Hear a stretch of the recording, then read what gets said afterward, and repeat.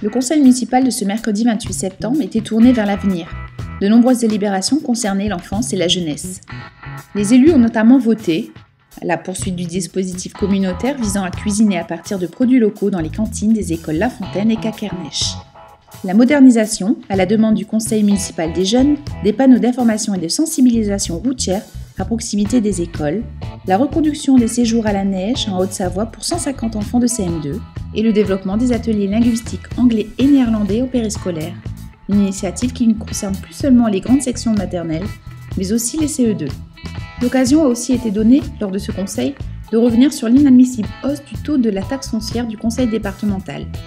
Une double peine est imposée puisque tout en augmentant les impôts, ce dernier a aussi décidé de réduire ses subventions dans quasiment tous les domaines qui relèvent de sa responsabilité. J'ai voulu rappeler avec l'ensemble des conseillers municipaux qu'à Coudekerque-Branche, nous n'avons pas augmenté la part communale de la taxe foncière. S'il y a aujourd'hui une augmentation pour les contribuables coudekerquois, comme pour tous les contribuables nordistes, c'est lié au département qui a augmenté sa quote-part. Je dénonce cette attitude inadmissible.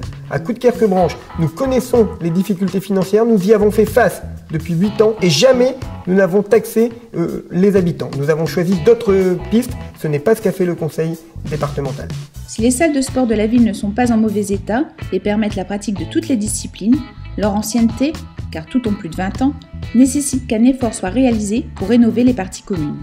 6 millions d'euros ont été investis sur 3 ans pour les grands équipements sportifs de la ville. Mais nous venons de voter en conseil municipal un plan pluriannuel d'entretien des salles de sport, c'est-à-dire l'entretien quotidien, de nouveaux sanitaires, un coup de neuf dans les vestiaires, une réparation sur les accès ou la sécurisation de telle ou telle salle de sport.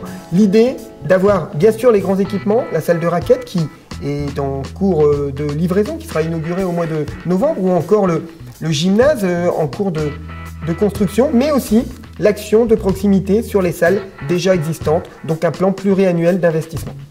Le conseil municipal a pris connaissance du projet d'établissement de l'EHPAD Yvon Duval, qui prévoit une extension de l'unité de vie à Alzheimer.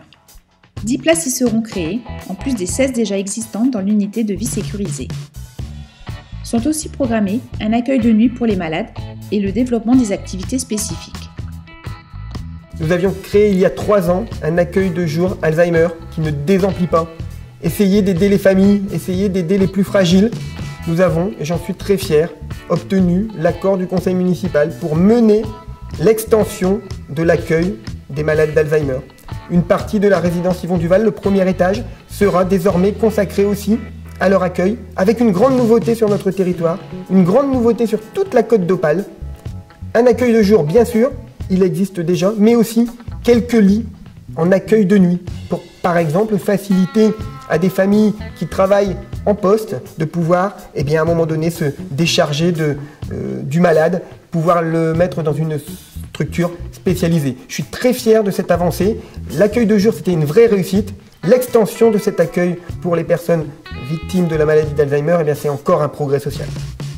C'est en mars 2017 qu'arriveront les habitants du lotissement autour de l'église Sainte-Thérèse.